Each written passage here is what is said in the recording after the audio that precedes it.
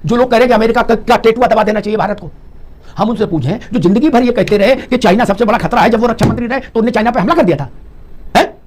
जब हम ऑपरेशन सिंदूर कर रहे थे, हम मतलब भारत, तो यही दल कह रहे थे ये बीजेपी वाले युद्धोन्माद पैदा कर रहे हैं, युद्ध से किसी देश का ऐसा नहीं होता वैसा नहीं होता, युद्ध हाय हाय पाकिस्तान को बचाओ। अब वो लोग कह रहे बेटा अमेरिका पर चढ़ जाओ। जो पाकिस्तान को जब हम कूट रहे थे, दबा के लतिया रहे थे, जुतिया रहे थे, तो आप सबको दर्द हो रहा था, आप सबकी मोहरम हो रही थी तब, हाय हाय लला की लग रही है, अब ना मारो। अब आप लोग चाह रहे हो कि नहीं नेतन्याहू को भी पटक के मारो और ट्रंप को भी मारो। मेरा मासूम सवाल इतना है कि जब आपके को सत्ता दी थी तो आपने उनके चौकीदार को भी कभी घूर के देखा था? नहीं ना।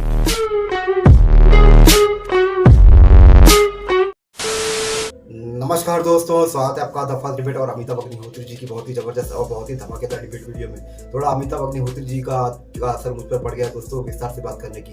तो दोस्तों आपको एक बात बता दूं, आपको पता भी होगा कि जैसे ही खेमने निपट गया, भारत में खेमने की छुपी खुफिया औलादे बाहर निकल के आई और मातम करना शुरू कर दी। तो दोस्तों ये मातम देखकर कुछ राजनीतिक दलों के आंखों में चमक दौड़ गई, वोट बैंक की चमक। आपको तो पता है दोस्तों, मुस्लिम तुष्टीकरण के लिए विपक्षियों को कोई ना कोई मुद्दा ऐसा चाहिए कि वो मुस्लिम तुष्टीकरण कर सके, मुस्लिम वोटों का तुष्टीकरण कर सके। तो दोस्तों इससे बड़ा अच्छा उनको मौका क्या मिल सकता था कि जो खेमने की खुफिया औलादे थी वो उनके सामने खुद आ गए खेमने के लिए, रोने पीटने के लिए। तो दोस्तों अब मोदी जी को घेरने के लिए ये सारी मुस्लिम तुष्टीकरण करने वाली party, Samajwadi party, CPM, Congress है, सभी निकल पड़ी है दोस्तों मोदी पे तरह तरह का इल्जाम लगाने के लिए। तो दोस्तों इस डिबेट में तो आपको पता चल जाएगा कि ये विपक्षी पार्टियां किस तरह से मोदी पर इल्जाम लगाए जा रही है। तो दोस्तों इसी डिबेट में अमिताभ अग्निहोत्री जी क्या करते हैं आपको पता है दोस्तों। अमिताभ अग्निहोत्री जी की आदत है, वो पूरी तरह से सामने वाले को अपने शब्दों से मारते हैं और आईना दिखा के भी मारते हैं और ऐसे तैसे तर्क सामने उनके पटक के मारते हैं कि दोस्तों ये विपक्षी सर से पैर तक पानी हो जाते हैं। तो दोस्तों इतनी जबरदस्त, इतनी मजेदार डिबेट है दोस्तों, आपको आखिरी तक देखने में बहुत आनंद आ जाएगा, सच कह रहा हूँ, 100% गारंटी देकर। तो चलिए शुरू करते हैं डिबेट वीडियो। ये टीवी वाले भाई कैमरा ईश्वर कर दो तुम। देश भर में विरोध प्रदर्शन हो रहे हैं खमेनाई के पक्ष में। उसमें एक प्रदर्शन का दृश्य आज मैं देख रहा था। एक महिला थी, उत्तेजित थी, और वो नारा मालूम क्या लगा रही थी, ईरान पर हमले बंद करो, मोदी जी होश में आओ। मैं 3 बार सुना रिमाइंड कर करके कि मोदी जी से लेना देना क्या, ईरान पर हमले बंद करो, मोदी जी होश में आओ। यही मानसिकता है, यही संकट है। ईरान पर हमला कौन कर रहा है? इजराइल और अमेरिका। होश में किनको आना है? ये 3 लोगों को ही होश में आना है जो लड़ रहे हैं आपस में। लेकिन नारा क्या लग रहा? मोदी होश में आओ।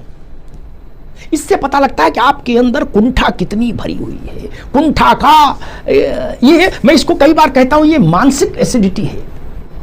संजय जी, मैंने आज ऐसी टिप्पणियां सुनी विपक्ष के नेताओं की, उनके कार्यकर्ताओं की, जैसी किसी जमाने में राजाओं के यहां जो कवि रखे जाते थे, वो युद्ध की उत्तेजना फैलाने के लिए चंद्रवरदाई वगैरह कहते थे, है ना, कि सुन के एकदम रोंगटे खड़े हो जाएं और कहें गुडुल्ला राइफल चल रहे हैं आज बाहर। कोई कह रहा मोदी जी तुम्हारा खून कब खौलेगा? मैं पूछ रहा हूं खून क्यों खौले मोदी का? भैया हम बउआ हैं क्या? बौरे हैं हमसे क्या मतलब? मुश्किल ये है कि विपक्ष ऐसा कुछ सोच के अपनी रणनीति, मुझे लग रहा है, आकार दे रहा है कि केवल बुद्धि उसी के पास है।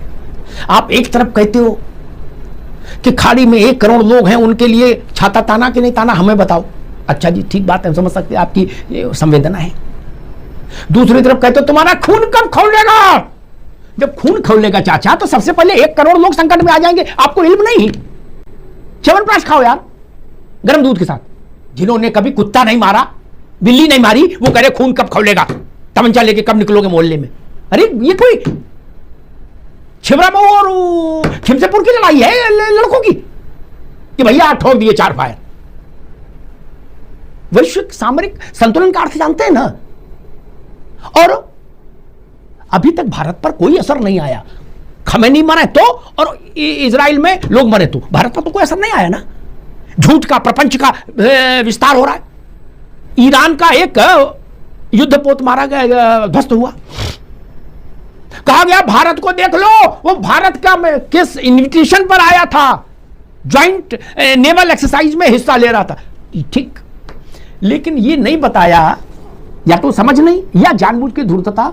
ये नहीं बताया गया कि जहाज जब तक भारत की नेवी की सुरक्षा में संरक्षा में रहा तब तक वहां डिस्को करने की छूट थी, खाना पीने की भी, खाने की भी छूट थी, पीने की भी छूट थी, सोने की भी छूट रही, कहीं कोई संकट नहीं आया।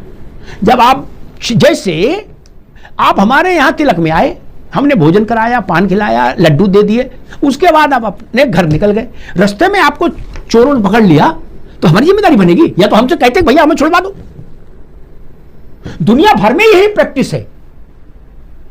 जिस भी देश में आप जाते हैं ज्वाइंट मिलिट्री एक्सरसाइज करने, उस देश की सीमा से बाहर निकलने के बाद आप अपनी हिफाजत के लिए खुद जिम्मेदार होते हैं। अशोक यादव जी, इसको यह कह के प्रचारित किया गया कि भारत में न्योता खाने आए थे, मारे गए। गजब बात है, ऐसा होता है क्या? ऐसा प्रचार क्यों करना चाहते हैं? मतलब मैं इसके पीछे मेंटलिटी समझना चाहता हूं, ये नैरेटिव झूठा क्यों बनाना चाहते हैं कि ऐसा 10-20 हजार आदमी ये मान ले कि जैसे भारत ने कोई घेर के मरवा दिया है सुपारी देके, ऐसा क्यों प्रचार करना चाहते हैं? मतलब अगर कहेगा तो हम खामनेई की मौत पर टिप्पणी करेंगे, ट्रंप नहीं कहेगा तो हम चुपचाप बैठे रहेंगे। ये हमारी विदेश नीति है। हमारी विदेश नीति अरे खमनेई कहाँ है? वो है जो महिलाओं के बारे में दुर्विचार रखता है, वो कौन है भैया? खमनेई ने हमारा कभी भला नहीं किया, फहमी दिमाग से निकाल दो भैया। खमनेई ने जब बोला जहर बोला, जब बोला जहर बोला। खमनेई विरोधी था, खमनेई ने कश्मीर में इस्तेमाल कराया, खमनेई ने हमारे ऑपरेशन सिंदूर का विरोध किया। एक बार संजय अशोक जी, मेरा सवाल है नहीं खामनेई क्या थे, कैसे थे, क्या नहीं थे, दैट इज डिफरेंट पार्ट। मेरा सिर्फ एक पार्ट है कि हमारी फॉरेन पॉलिसी को ट्रंप क्यों गवर्न कर रहा है, और ऐसे प्रधानमंत्री जो कि कसम खाते थे, कसम मुझे इस मिट्टी की, मैं देश नहीं झुकने दूंगा। ये नारा कौन लगाता था? 56 इंच वाले ने। आज पूरा देश देख लिया ना कि 56 इंच वाला फर्जी मामला था, कुछ है नहीं उसमें 56 इंच में। तो मेरा सवाल सिर्फ यही था, ये देश नहीं झुकने दूंगा नारा लगाने वाला व्यक्ति, ये हमारी विदेश नीति। तमंचा हाथ में लेके भारत का प्रधानमंत्री दौड़ जाए, पैदल ही बोले किधर है ईरान या किधर है इजराइल हमारे हैं। विवेक जी ने कह दिया, अशोक जी ने कह दिया, बोला गुड्डू तू वो झोला लेके आ बम वाला, जो गुड्डू मुस्लिम लेके आया था इलाहाबाद में। वैसा चाह रहे हो क्या महाराज अशोक जी? बोले तब हम मानेंगे 56 इंच है। जैसे वो उमेश पाल की हत्या में अतीक के लिए लड़के लपाड़े आए थे मारने, तो वो ऐसे ऐसे बम फेंक रहा था झोला निकाल के, नहीं गुड्डू मुस्लिम। वैसा करे सरकार जी। हमारे अमिताभ जी, हमारे देश की एक परंपरा रही है कि अगर हमारे बगल का, पड़ोस का, गांव का कोई हमारा दुश्मन भी अगर मरता है तो आदमी वहां जाकर उसको होमेज पे करता है, श्रद्धांजलि अर्पित करता है। ये हमारे देश की परंपरा रही है। तो अगर किसी देश के राष्ट्राध्यक्ष की हत्या होती है, राष्ट्राध्यक्ष नहीं था के द्वारा, वो राष्ट्राध्यक्ष नहीं, देखिए नहीं, बिल्कुल वहां के जो संविधान का आर्टिकल 122 के तहत जो खामनेई थे, ये बताइए सद्दाम जब मारा गया था, गद्दाफी जब मारा गया था, तो उस समय क्यों नहीं शोक संदेश भेजा गया? अशोक जी, एक सवाल आया है, ये सवाल मैं पहले उठा चुका हूं 3 दिन पहले, लेकिन अब बीजेपी की तरफ से आया है कि सद्दाम और गद्दाफी, कर्नल गद्दाफी लीबिया, ये दोनों लोग घोषित तौर पर राष्ट्राध्यक्ष थे, राष्ट्र प्रमुख थे। इनका जब कत्ल किया अमेरिका और उसकी नाटो ने, क्या तब कांग्रेस की सरकार थी और उसने मुंह में दही जमा लिया था और एक बतासा भी रख लिया ताकि दही मीठा रहे अंदर में। मुझे उम्मीद है कि वो ट्वीट या उस दौरान का पेपर दिखाएंगे और भाजपा के साथी जो अभी कह रहे थे यस 400 को भारतीय डिफेंस सिस्टम बता रहे थे। मुझे लगता है कि वो आप रिपोर्ट मैंने आपसे जो कहा मालिक, ठीक है, गद्दाफी चना बेच रहा था लीबिया में और सद्दाम इराक में छोले भटूरे बेच रहा था क्या?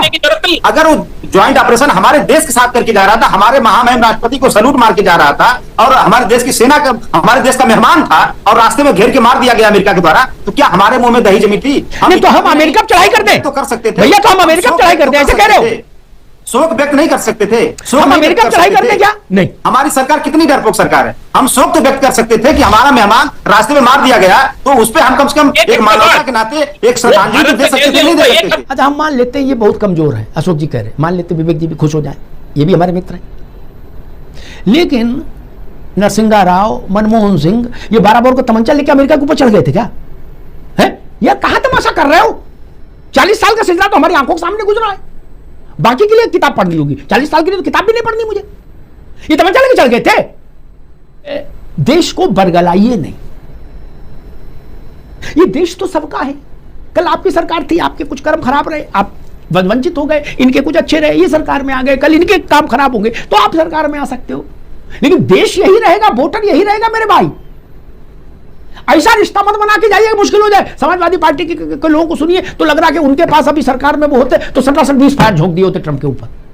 अरे आप कुछ नहीं करते भाई साहब। ओबामा आए थे तो उनसे हाथ मिलाने के लिए सीधे बच्चे की तरीके से बंद गले का कोट पहन के लाइन में लगे थे। हमको ज्ञान दे रहे हो? फायर ठोक देते अटारी चढ़ के, मार गुड्डू सटासट। अरे कुछ नहीं करोगे भाई, हम जानते नहीं। और मिलके ऐसा लगा था कि जैसे साक्षात विष्णु का दर्शन हो गया। आधा झुक गए थे, नाम नहीं लेना चाहता लेकिन आधा झुक गए थे। जिन लोगों को बराक से मिलना था उस टोली में भी था। भारत सरकार ने तय किया था। ऐसी बात करते हो यार जैसे मोहल्ले की लड़ाई हो। विवेक जी, कन्नौज का मसला नहीं है कि छत पे चल के ईंटें फेंकने लगे पड़ोसी घर में। ये कन्नौज का मसला तो नहीं समझ रहे कहीं, ऐसा मत समझिएगा ना। देश की प्रतिष्ठा और उसके सम्मान का तो ख्याल करो यार मेरे। जो लोग कह रहे कि अमेरिका का टेटुआ दबा देना चाहिए भारत को, हम उनसे पूछें जो जिंदगी भर ये कहते रहे कि चाइना सबसे बड़ा खतरा है, जब वो रक्षा मंत्री रहे तो उन्होंने चाइना पे हमला कर दिया था, है? नहीं ना, नहीं किया ना हमला। सेमिनार में बोलते रहे, जब पद से हट गए, जब पद पे रहे तब तो नहीं हुआ कि बोले चलो चाइना निकालो टैंक। बोले आज यूपी नहीं जाएंगे, आज चाइना निकल जाएंगे सीधे दिल्ली से चाइना टैंक पे। नहीं गए ना। एक कैसा एक ये युद्ध का उन्माद पैदा करना चाह रहे हो क्या यार आप लोग? और ये वही लोग हैं, सबको प्रणाम करते हुए कह रहा हूं कि देखो कैसा मौसम बदलता है। जब हम ऑपरेशन सिंदूर कर रहे थे, हम मतलब भारत, तो यही दल कह रहे थे ये बीजेपी वाले युद्धोन्माद पैदा कर रहे हैं। युद्ध से किसी देश का ऐसा नहीं होता, वैसा नहीं होता, युद्ध हाय हाय, पाकिस्तान को बचाओ। अब वो लोग कह रहे बेटा अमेरिका पर चढ़ जाओ। जो पाकिस्तान को जब हम कूट रहे थे, दबा के लतिया रहे थे, जुतिया रहे थे, तो आप सबको दर्द हो रहा था, आप सबकी मुहर्रम हो रही थी तब कि हाय हाय लला की लग रही है, अब ना मारो। अब आप लोग चाह रहे हो कि नहीं, नेतन्याहू को भी पटक के मारो और ट्रंप को भी मारो। मेरा मासूम सवाल इतना है कि जब आपके को सत्ता दी थी तो आपने उनके चौकीदार को भी कभी घूर के देखा था? नहीं ना, नहीं देखा मित्र। आप तो हाथ भी ऐसे मिलाते थे आधी गर्दन झुका के।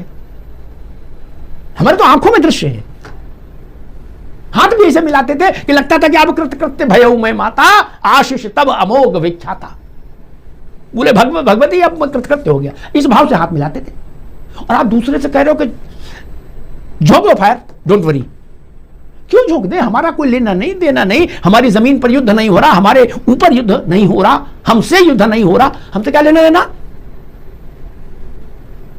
कल खामनाई मारा, ट्रंप कह रहे खामनाई का जो लड़का है बना है हम इसको भी मार देंगे। मार दो भाई, आपकी मर्जी, हमसे क्या लेना देना यार, ईरान वाले जाने। दूसरे के रायते में हमको मतलब पेटिए। ऑपरेशन सिंदूर में जो भारत के राजनीतिक दल कह रहे थे कि ये युद्धोन्माद पैदा कर रही है बीजेपी, युद्ध का उन्माद पैदा कर रही है, वही लोग आज युद्ध की धुन भी बजा रहे हैं। कह रहे भारत युद्ध में क्यों नहीं कूद रहा है? मैं एक ही बात कहूंगा सरकार से, कारगिल हमने जब एयर स्ट्राइक हुई थी तब भी बात मैंने कही थी, फिर दोहरा दूं, भारत में जो राजनीतिक कार्यकर्ता या खमेनी के हमदर्द, जो लोग ईरान कार सेवा के लिए जाना चाहते हैं, उनको सरकार अपने खर्चे से ईरान छुड़वाए। हमारे टैक्स का पैसा खर्च करो, हमें प्रसन्नता होगी। कांग्रेस से 10,000 लोग लो, 5,000 सपा से लो, 6,000 आरजेडी से लो, 7,000 ममता जी की पार्टी से लो, और इन सबको, और जो लोग कह रहे हैं कि ईरान पे हमला बंद करो, मोदी तुम होश में आओ, ऐसे सब लोगों को तेहरान में ले जाके बीचों बीच उतार दो। क्या? एक छोटी पानी की बोतल और ग्लूकोज के बिस्कुट को पैकेट देके। भारत उदारवादी देश है, ऐसा भी नहीं हो कि सूखे सूखे उतार दिए। छोटी बोतल पानी की और एक ग्लूकोज के बिस्कुट पैकेट दे के उतार दो। आप ईरान में सेवा करो, जब कार सेवा हो जाए, अल्लाह के फजल से बच जाए तो वापस आ जाइएगा, और नहीं बचे तो कुर्बानी हो जाएगी। ये इतिहास याद रखेगा कि कांग्रेस ने 10,000 कार्यकर्ता भेजे थे कुर्बानी देने के लिए। नहीं, अच्छा रहेगा। ईरान ताउम्र याद रखेगा कि भाजपा वाले तो बेकार थे, लेकिन असली तो कांग्रेस और सपा के तृणमूल के लोग थे जो यहां लड़ने आए। ऐसा कर लो। लेकिन भारत को युद्ध में घसीटना ठीक नहीं। भारत से कोई लेना देना नहीं, और भारत के लिए किसी का उकसावा महत्वपूर्ण नहीं होना चाहिए। भारत के लिए एक सिंगल पॉइंट होना चाहिए, 150 करोड़ लोगों का हित भारत का सम्मान, सिर्फ इतना। तो दोस्तों डिबेट हो गई खत्म, वीडियो हो गई पूरी। उम्मीद करता हूँ दोस्तों अमिताभ अग्निहोत्री जी की ये लेटेस्ट डिबेट वीडियो आपको बहुत ही पसंद आई होगी। किस तरह से अमिताभ अग्निहोत्री जी ने इन विपक्षों का आईना दिखाया दोस्तों, वो भी आपको देखकर खूब मजा आया होगा। तो दोस्तों ऐसी ही लेटेस्ट डिबेट वीडियो, खासकर अमिताभ अग्निहोत्री जी की लेटेस्ट डिबेट वीडियो देखना आपको पसंद है तो फर्स्ट डिबेट के इस यूट्यूब चैनल को आप सब्सक्राइब करते जरूर जाओगे। मिलता हूँ मैं आपसे अगली वीडियो में, तब तक के लिए जय हिंद, वंदे मातरम।